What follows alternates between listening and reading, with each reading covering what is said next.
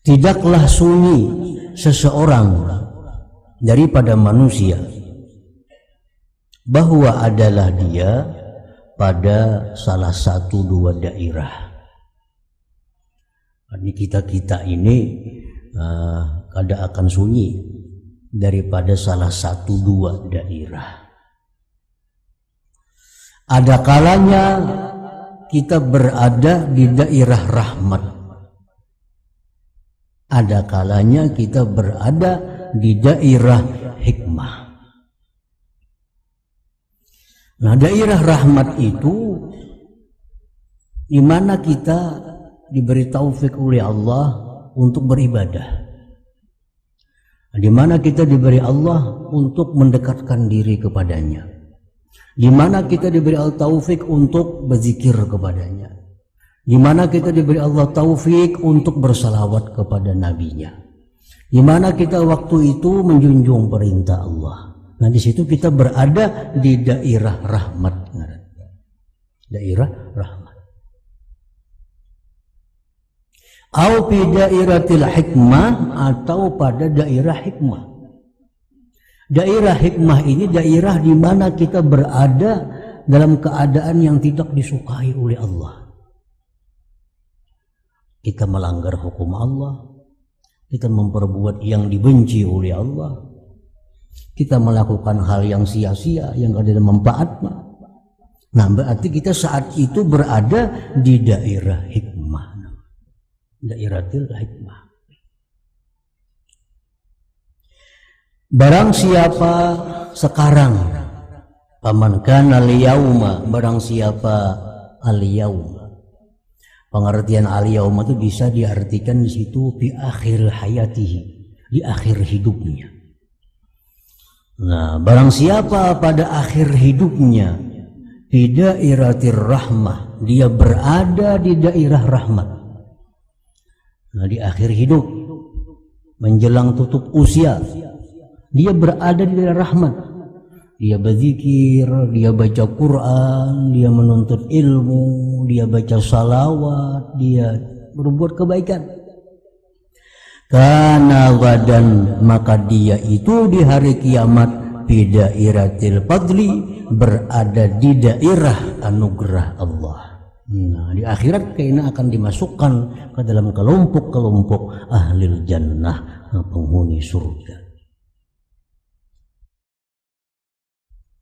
Jadi orang-orang yang di akhir hidupnya, di akhir hayatnya itu selalu berada dalam areal rahmat Allah, maka dia di akhirat nantinya akan berada di daerah anugerah Allah. Wa man kana al-yauma fi dairatil hikmah, barang siapa pada akhir hayatnya itu berada di daerah hikmah. Di waktu akhir hayatnya melanggar hukum Allah, kada tobat daripada dosa-dosa, di akhir-akhir hidupnya maksiat kepada Allah, karena gadan, maka dia besok pada hari kiamat fi dairatil adli, berada di daerah adil. Daerah adil, daerah yang bakal memasukkan dia ke dalam api neraka. Jadi artinya orang yang masuk surga itu orang yang dapat anugerah. Sedangkan orang yang masuk neraka itu orang yang diadili oleh Allah. Orang yang diadili. Karena siapa juga pun manusia ini bila diadili oleh Allah pasti akan celaka. Siapa juga pun. Nah, mungkin terkecuali orang-orang seperti Nabi kita istimewa. Siapa juga pun manusia ini yang diadili oleh Allah satu persatu, dibuka nikmat dengan syukurnya, maksiat dengan taatnya, satu persatu diadili, dia akan celaka. Makanya disebut dairatil adli, daerah adil. Nah, orang yang berada dalam daerah adil ini, orang yang diadili itu di hari kiamat orang-orang yang di akhir hayatnya itu melakukan maksiat. Di akhir hayatnya ini jauh dari Allah.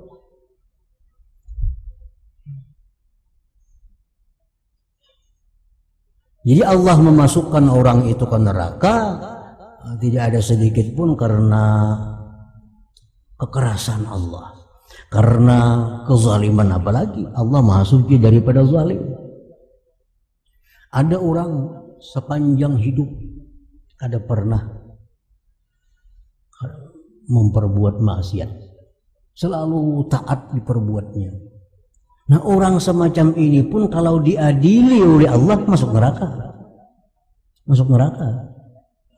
Nah, orang ini mulai lahir sampai mati kada pernah berbuat maksiat, selalu taat. Nah, di akhirat kita diadili oleh Allah masuk neraka.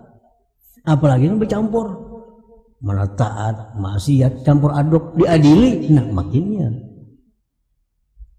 Nah, tetapi apabila orang itu berada dalam anugerah Allah, walaupun orang ini lebih banyak kejahatannya daripada kebaikannya, tapi kelak di akhirat dia berada di daerah fadli, daerah anugerah, dia akan selamat, dia akan masuk ke dalam surganya Allah. Sebab orang-orang yang masuk surga itu orang yang dapat anugerah, bukan orang yang banyak taat. Yang masuk ke surga itu orang yang dapat anugerah Allah, bukan orang yang banyak taat kepada Allah. Nah, orang yang masuk neraka itu orang yang diadili oleh Allah, bukan orang yang banyak maksiat kepada Allah Subhanahu wa ta'ala. Karena siapa juga pun kalau diadili, dia akan masuk ke dalam neraka. Nah, itu hikmah yang pertama. Ya al-khalqu ma'al haq la yakhlu ahadun minhum ayyakuna fi ihdad dairatain, imma fi dairatir rahmah au fi dairatil hikmah. Paman kana yauma, barang siapa pada ini hari, pada akhir hidupnya berada dalam naungan rahmat Allah, maka dia besok di akhirat akan berada di daerah anugerah Allah. Siapa pada ini hari di akhir hayatnya berada di daerah hikmah, daerah maksiat kepada Allah, maka dia besok akan berada di daerah adil, berarti dia akan binasa. Nah, yang kedua, hikmah yang kedua, ma taraka minal kamali syai'an man aqama nafsahu min rabbihi maqama 'abdihi min nafsihi.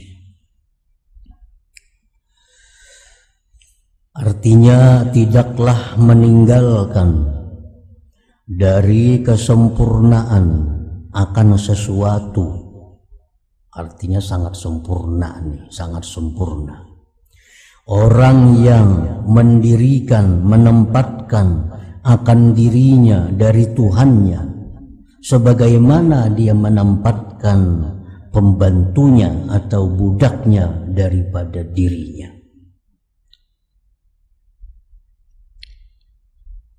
Kita berisi budak, pembantu, pegawai.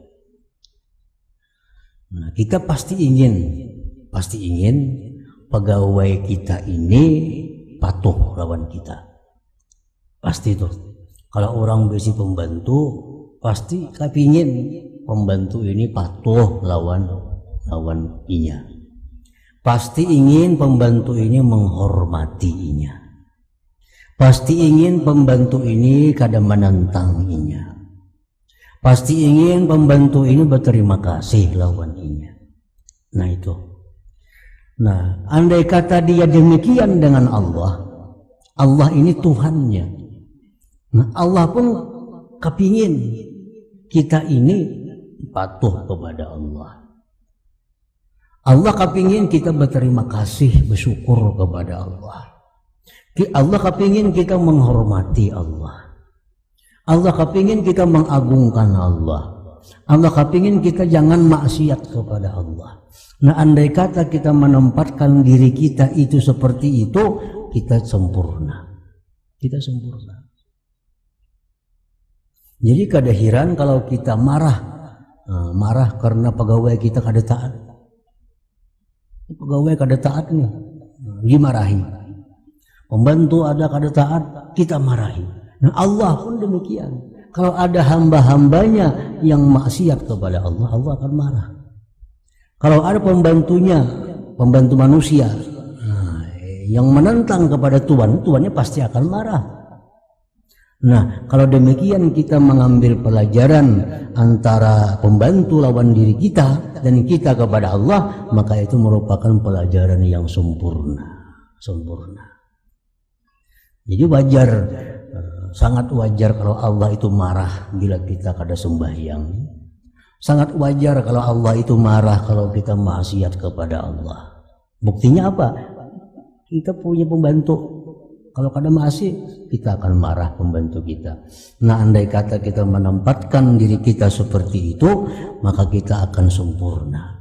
Ma taraka minal kamal syai'an man aqama nafsahu min rabbih maqama 'abdihi min nafsihi. Kalau hendak disayang oleh Allah, maka taati apa yang menjara Allah, jauhi yang dilarangnya. Pembantu pun, pegawai pun kalau hendak ingin disayang oleh tuannya, taati tuannya.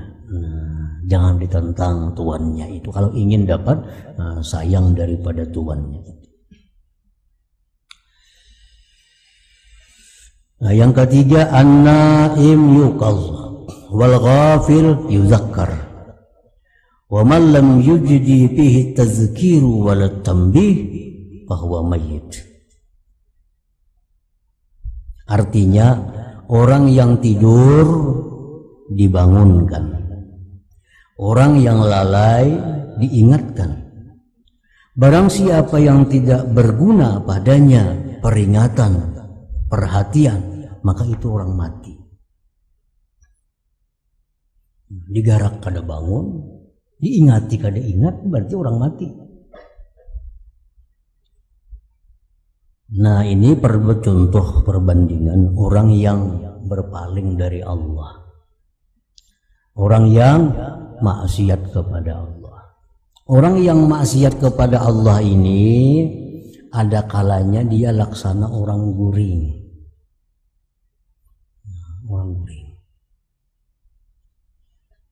Orang guring bisa meigau. Nah, bisa meigau, bisa berbuat macam-macam tanpa ia sadari. Orang guring bisa bergeru, bisa meninjak, bisa mengeluarkan kata-kata macam-macam, tapi dibangunkan ia sadar. Nah, orang yang maksiat kepada Allah itu ada seperti orang guring. Ia kada sadar. Kada sadar bahwa ada Tuhan yang mesti disembah, ditaati, Allah. Ada Tuhan yang memberikan nikmat, Allah. Ini kada sadar itu. Nah, kalau ada orang maksiat itu barangkali ini seperti orang guring. Nah, dibangunkan. Ada orang yang maksiat kepada Allah itu seperti orang yang lupa. Nah, kalau orang yang lupa itu bisa diingatkan. Tapi ada juga orang yang maksiat kepada Allah itu kayak orang mati. Nah, kadang kau lagi digarak, kau lagi dibangunkan. Nah, jadi innaka lan tusmi'al mauta, engkau tidak akan bisa memperdengarkan kepada orang mati. Jadi orang maksiat ini kalau sudah mati hatinya, kadang kau dibangunkan lagi, kadang kau digarak lagi, ini sudah mati. Jadi orang yang maksiat kepada Allah itu kemungkinan ada 3. Laksana orang guring masih bisa dibangunkan. Laksana orang nang lalai masih bisa diingatkan. Tapi kalau orang maksiat kepada Allah sudah kayak orang mati, kita aja nang berjauh lagi artinya. Kada kau diurus lagi orang itu. Nah, kalau sudah orang berbuat maksiat ini kada mampan digarak, kada mampan diingatkan, berarti orang mati. Nah, kita disuruh berjauh.